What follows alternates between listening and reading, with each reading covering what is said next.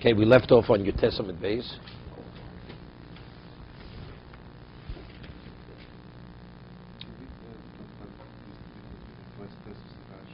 No, we didn't get there yet. We're not there yet. We're not after we finish. And Tanya Yidoch. Holding Tanya Yidoch. The first brisa we cited, and it gave a moshel, it gave an allegory, what it's the equivalent of. So the Gemara had said, it's going according to the Chachomim. What was the case? The case was that a person sells his daughter into servitude, and then the father wants to marry her off after he sells her to a third party. So it says what the father does is nothing. So what is analogous to that? A man who marries a woman, he says the marriage should take place now, conditionally that the 30th day has to first come. So when the 30th day comes, retroactively, so she was married from the moment he sold her. Okay? That was the first brisa. Tanya Idoch. Hamocher bit es bito v'holach v'kitchel la'acher.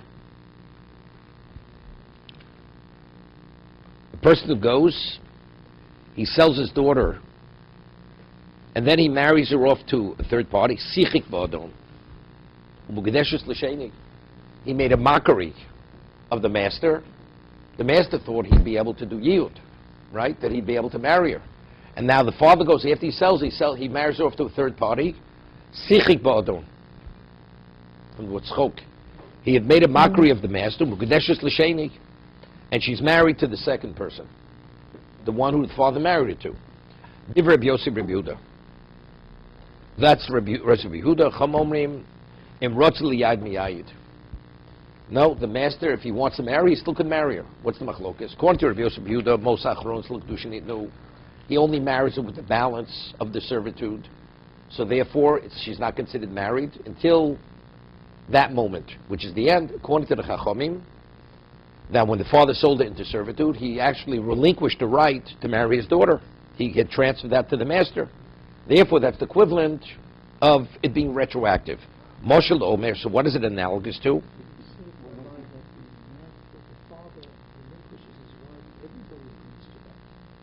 No. No, it's not true. Not true. We're making that differentiation now. According to Rabbi Yosef Yehuda, he did not relinquish the right. He cannot transfer the right, but he didn't relinquish the right. I mean, he's not able to transfer the right to the master. According to the Chachomim, according to the Brisa, when a father sells his daughter, the master becomes the father. So that means he transferred the right of marriage to the master. So if he chooses to marry her off, it's meaningless. Has no value.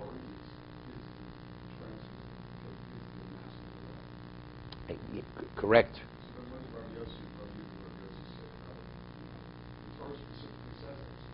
No, we're getting to Rabbi Yosef Yehuda now. We're saying the father cannot relinquish the father still retains his rights. Nevertheless, the master, let's say the father didn't exercise his right. The father didn't, and now the master marries her.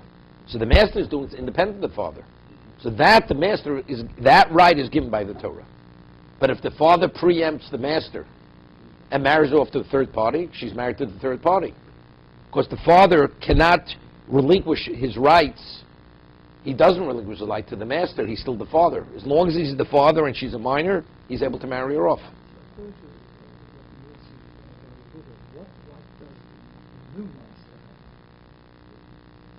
He has the right to marry her when he chooses to marry her. He's the father. Father always has the right to marry off a minor daughter, as long as she's not married. So these two things can clash with each other. You can see. Definitely. If the father could preempt the master, and the master, if he should act first, it's like the father marries his daughter off to one person, then he wants to marry her off to a second person. Once he marries her off, it's too late. Can't marry her off any longer. Exactly. Imrotz liyad miyad. That the master, whenever he chooses to marry, he marries her. Regardless, what the father does means nothing. Even if the father marries her off, he's still, right? It's not a marriage. It's saying the first marriage is not a marriage. Exactly what we're saying. Because according to the Chacham, he relinquished the right. So once he relinquishes the right, he can't. What he does is meaningless. Correct?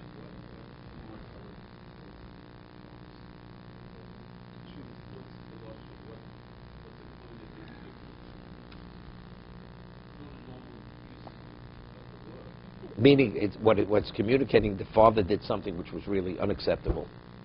He put it over on the master. Because the master, Tarsus, has the right. The master has the right to marry. No, you know what I would say, what it's saying? Seemingly, the person can claim it's a mekachtos. The master could say it's a mekachtos. I only bought her on the condition, with the understanding that if I should choose to marry, I could marry her. Right? So if that's the case, what happens if the father preempts the master? Maybe it should be a mekachtos. You know, it's interesting, Moshe has a tshuva regarding a get, that a man didn't want to divorce his wife. So finally, the father-in-law convinced the husband, you divorce her, I will give you $100,000. And he gave the get. And then afterwards, the father thought, he was a very wise. He didn't pay the $100,000. So the ex-son-in-law goes to Rav Moshe and says, the man didn't pay me. So he summoned the father-in-law. He says, look, I put it over on him. He said, Moshe says, no, you didn't put him over here. We could say with certainty, he would have never given the get unless you come through with that $100,000. If that's the case, your daughter's not divorced. Your daughter is not free to marry unless you meet that condition. Even though it wasn't expressed as conditional, but it was clear that that get was only given on the condition that he receives that money. So you're accomplishing nothing. You may be wise, but you're a wise guy. It's nothing. It's meaningless. Here, the sichek ba'odon means he made a mockery of the master. Meaning it's not a mekach. It's not sufficient to validate it. Otherwise, it's understood. If it's a mekach tos, so of course it's nothing. It's not because it's not with that level. Because basically, when he purchases her, he purchases her for servitude. He has a right. The right is to marry. It's not enough to undo the sale, to say that it was under false pretenses, that he was deceived.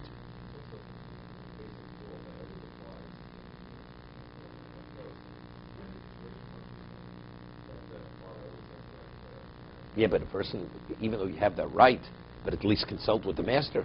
Let him have first rights. Yeah, that's exactly. Because the emphasis is servitude, it's not marriage, in terms of the sale.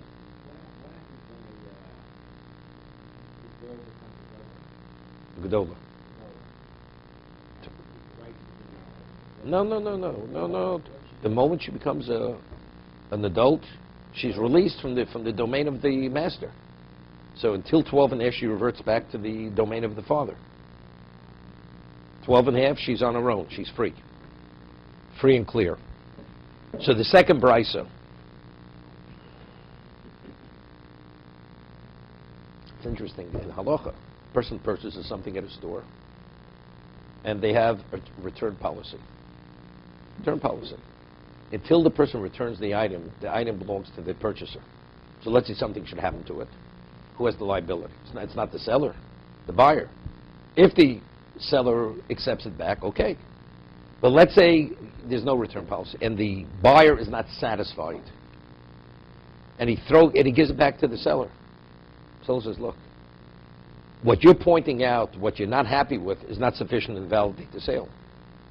He gives it back, it's irrelevant, and the seller is not agreeable to take it back, he owes the money. And the object still remains the object of the buyer, of the purchaser. Even though he put it in the store, he forced it into his hand. It's irrelevant. It's not mine. I sold it to you. You owe me the money. Okay?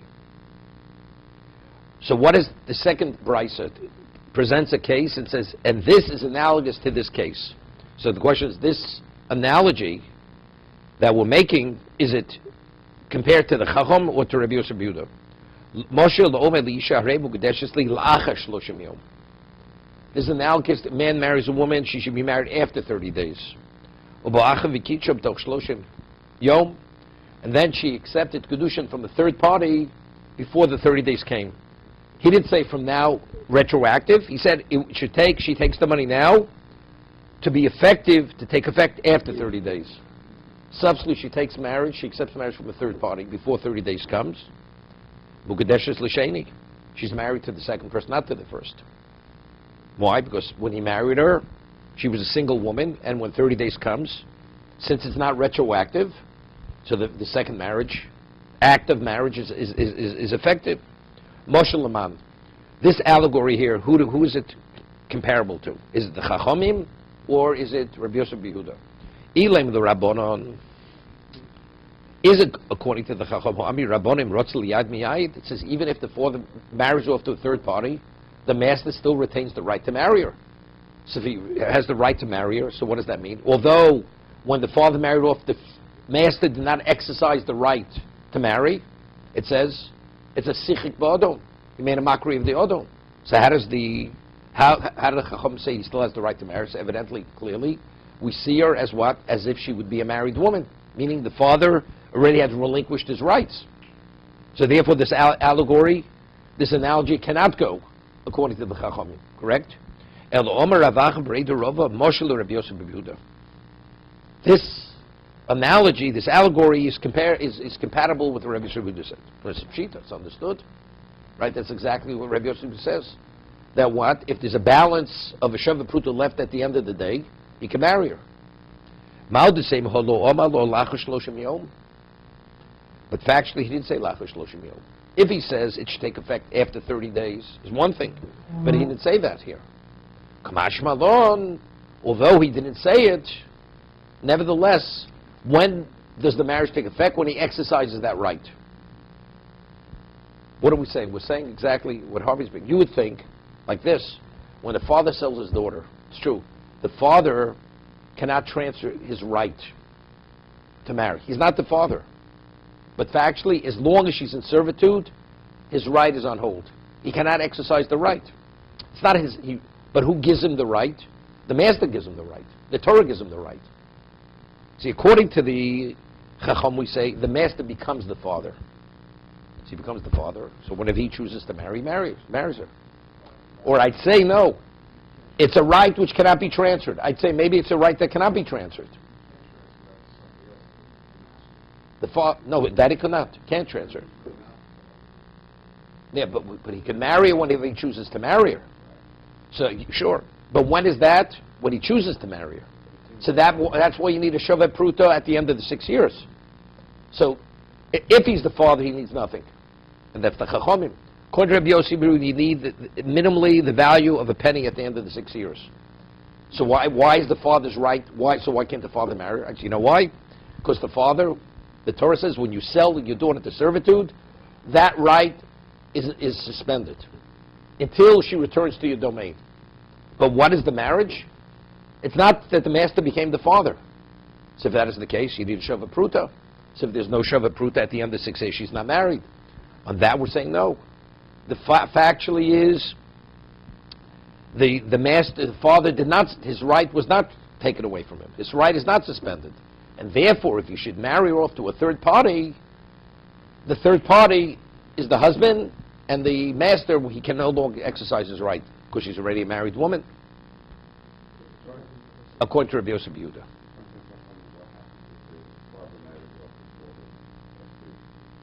Nothing. It's meaningless. It's just no action. Even if the guy doesn't take that. Even if the guy doesn't exercise. Meaningless. The father, the new master, doesn't he possess the right to marry her off to the son? That the Torah says, if he is not interested, he has the right. So he does have a transfer. No, but that the son, really, it's not. No, but it's not the father's. It's not like a father marrying a daughter off. The father says to the son, "You have the right," but the son has to choose to exercise that right now. I understand, but He is the equivalent of the master. There is a case of No, but because the Torah says that explicitly.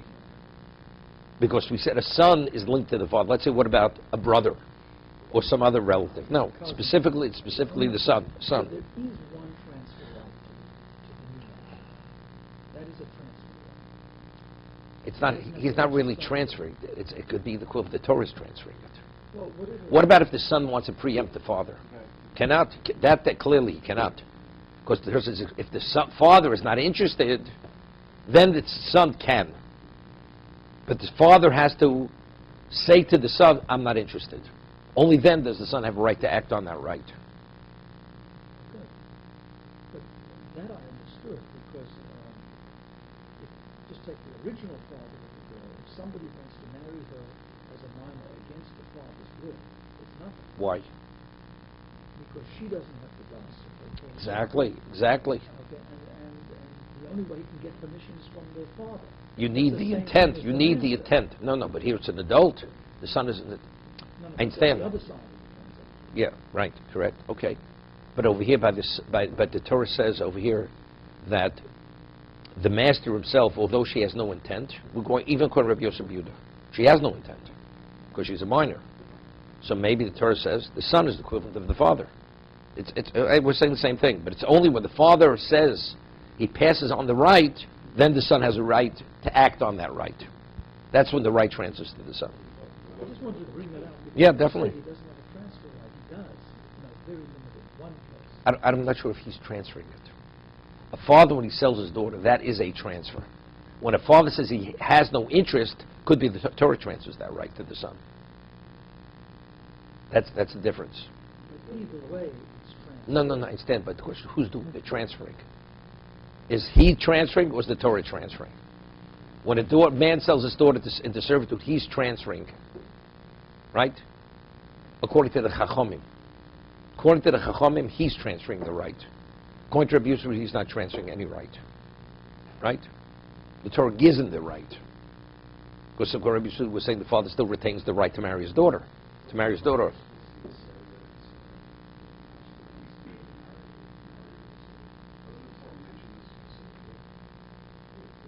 When? According to Rabbi Yosef Yehuda? No, the Torah says the master has a right to marry her. When? So that's the argument. The Torah says that. But when? Yeah, he's saying that's if the father did not preempt the master. Which means, no, it's a chiddush. Why is it a chiddush? The father is not marrying her off. She's a minor. But yet, we're treating the master like a father at this moment. So that's a chiddush. That's what the Torah says. No, but what the Torah is saying, is a chiddush. The Torah, see, again, he's not the father. When a father marries his daughter off, does she have to consent? No. She doesn't have to say, I agree. She does not have to consent. A minor daughter. It's a marriage. The Torah says regarding the minor, although she has no halachic das intent, she has to say, I agree. She does not say she agrees to marry the man. It's not a marriage.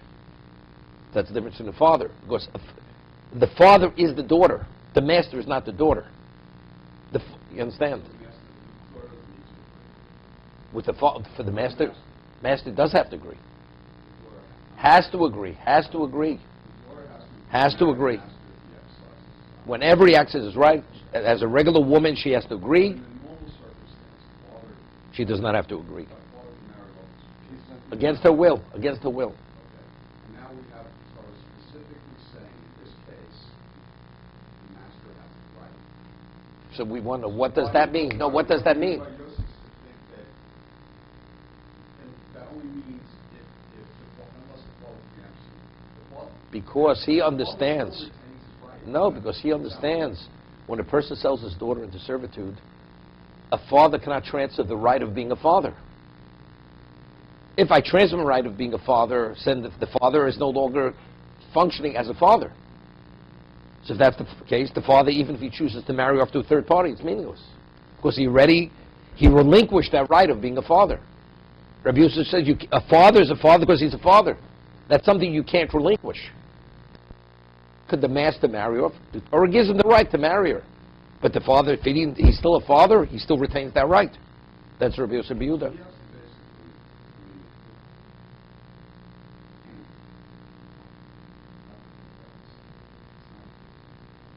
Okay.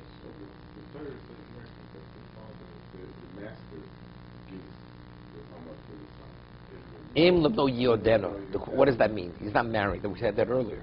He's not marrying her to the son. It means he's telling the son he has the right.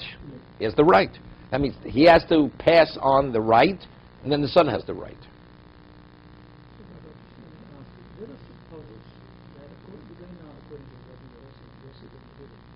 Let's suppose the father took a shrew at the time of the sale of his daughter, that he will not exercise the right that he has to marry his daughter. The father took the The oath. father took such an oath. And then the father violates this He oath. violated the oath. Is the shidduch good? Of course it's a marriage. How does that work?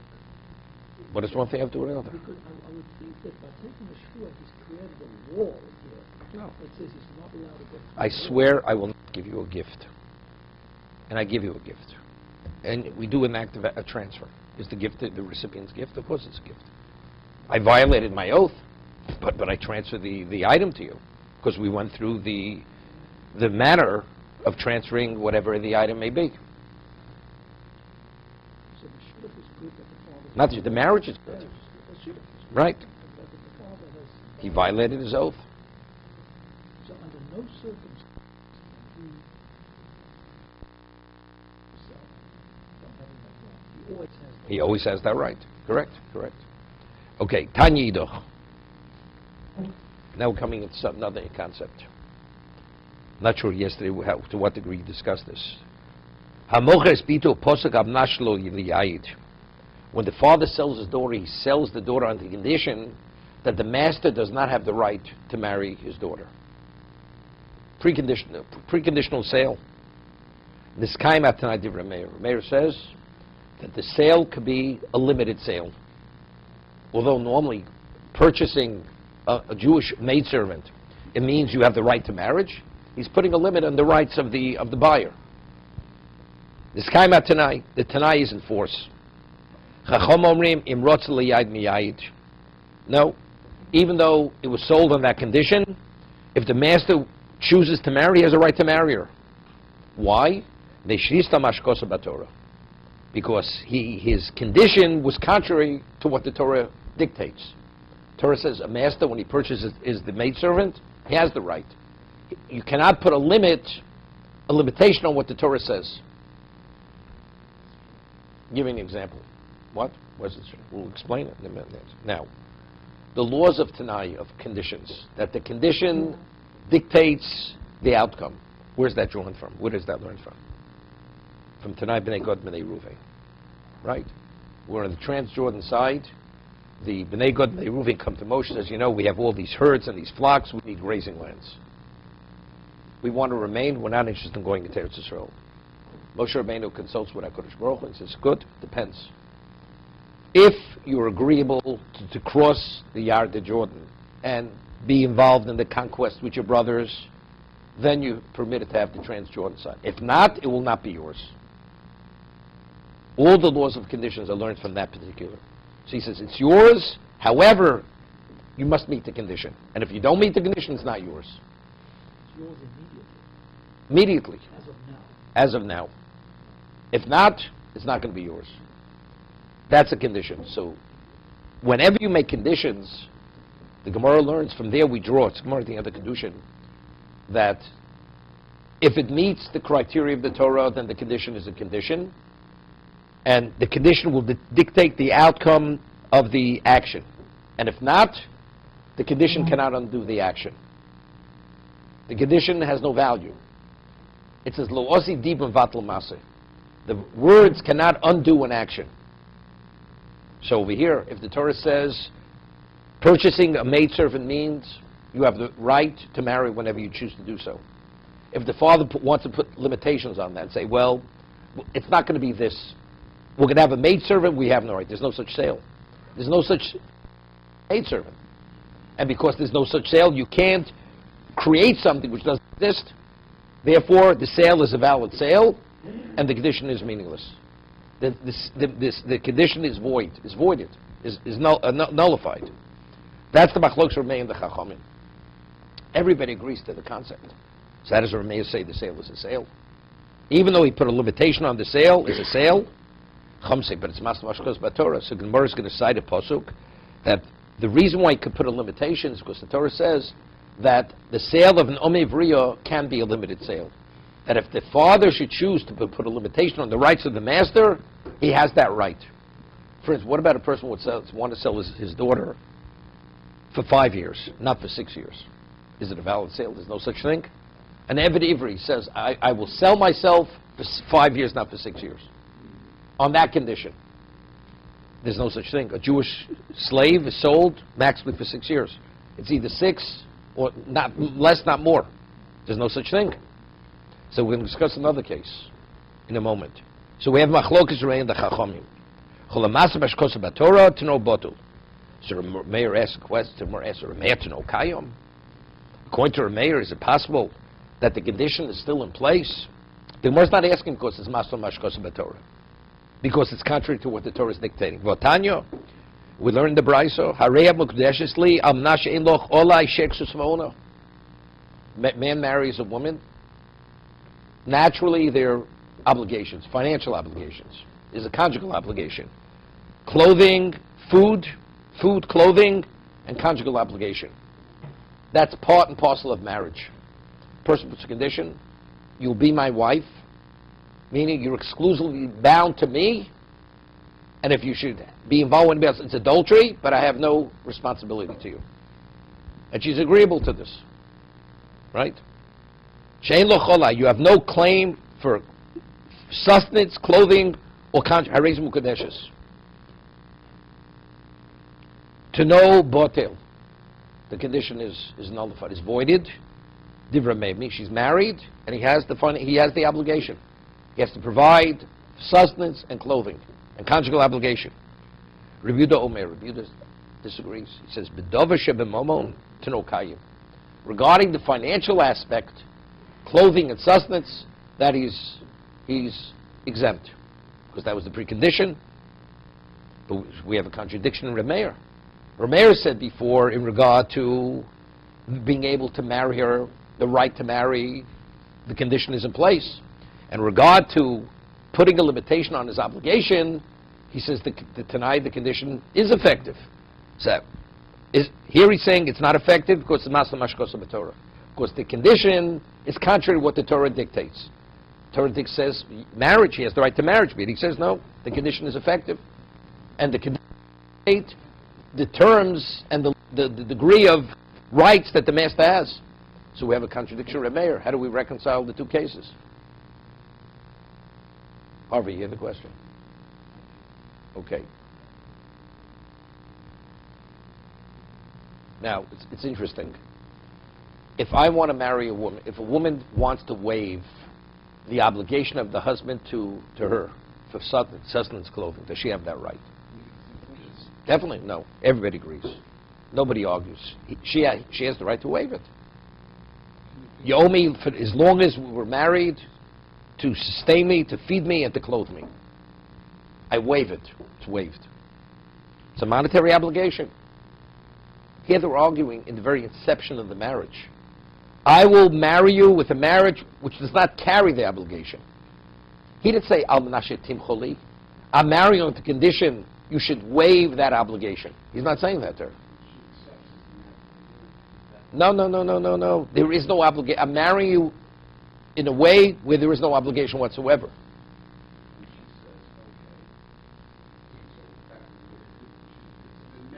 It's the way. I'm marrying you with this stuff, and then she says I wait at the outset. That's a question. See, if it's her prerogative, if I'm married and now it's in place, that's my prerogative to waive it.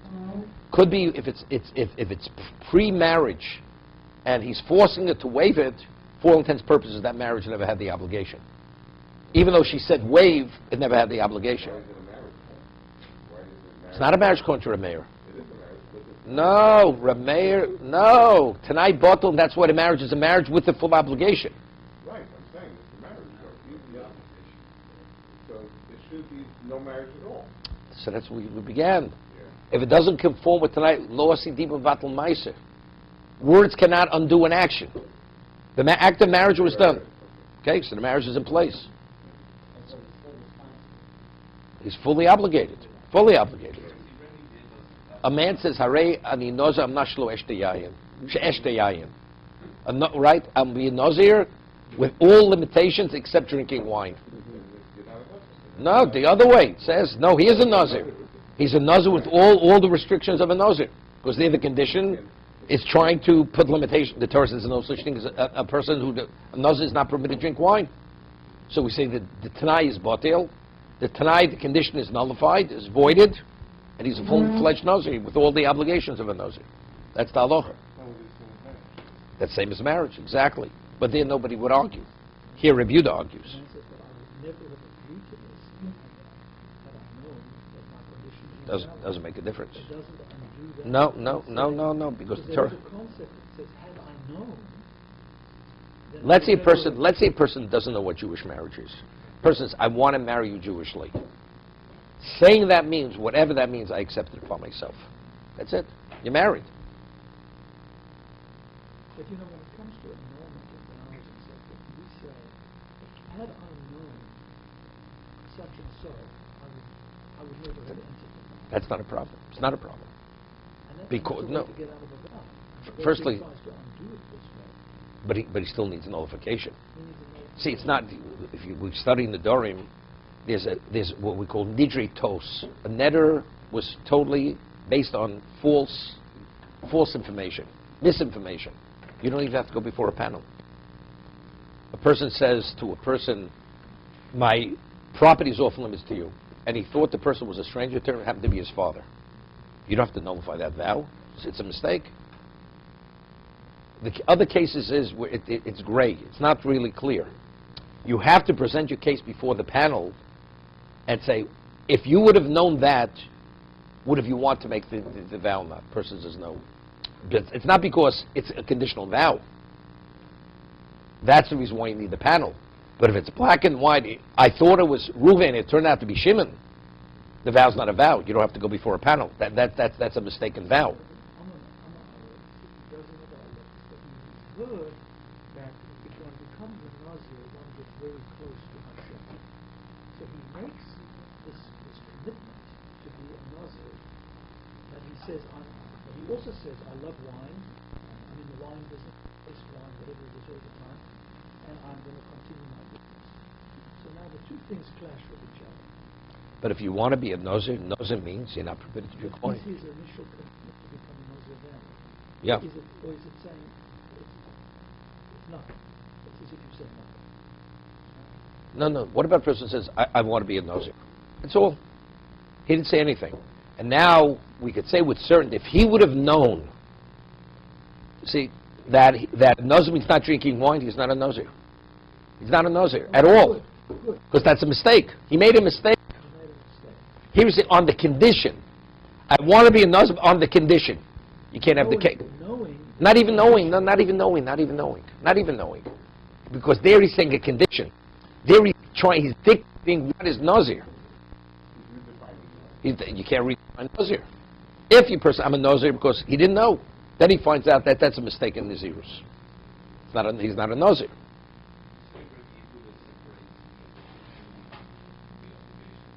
See, Rabbi Yehuda himself understands if it's waivable, so you see it's not an integral part of marriage. That's what Rabbi Yehuda is saying. Dovashib and Mamon, if we could waive it, evidently that clearly says marriage could be without the financial obligation.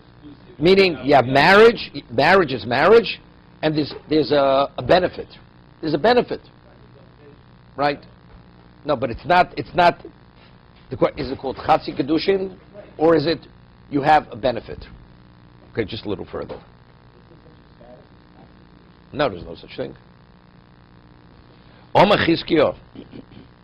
Shani Hochadoma Kro Lo'omo. You hear this? So Rameir clearly accepts the principle, even in monetary context. It's a Master Mashkos B'Torah. So why by Ome Vrio, which is, it's not even monetary? He's putting a limitation on the sale. It's a limited sale. The master cannot marry her. On that, Chizkiya says, because Torah says, L'omo. The Torah says, he sold it as an omo, as a maidservant. The word lomo is totally superfluous. So what the Torah is saying, Pomim she'ein mocher el lomo, bilvod. The times the father has a right to put a limitation. He could sell her only with the right that she should be a maidservant, but not to be able to marry her.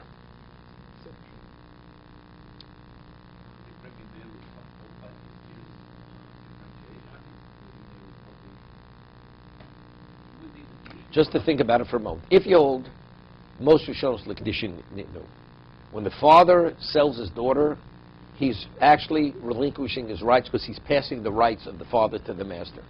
So Torah says, when you sell your daughter, you don't have to relinquish. You don't have to relinquish your full rights. So the father's retaining it. According to Rabbi Yosef Yehuda, the father's never relinquishing his right. As we say, if he chooses to marry to a third party and preempts the master, it's valid. So what is he doing? Here he's doing much more. It's a much greater chiddush. Here he's saying that even though the Torah normally allows the master to marry her, to exercise unrelated to the father, it's something the father doesn't give him, right? Nevertheless, the father could actually put a limitation on that right. What I give is one. Torah says I have a right to put a limitation on what I don't give. Here the father is dictating. So La'oma is a much greater chiddush going to Rabbi Yosef Yehuda. You follow what I'm saying? Yes. Oh, otherwise we have a contradiction. By Sherksus V'Ona, he says that's Masha Maskosha Bator. But without the word La'oma, we see you can't alter it.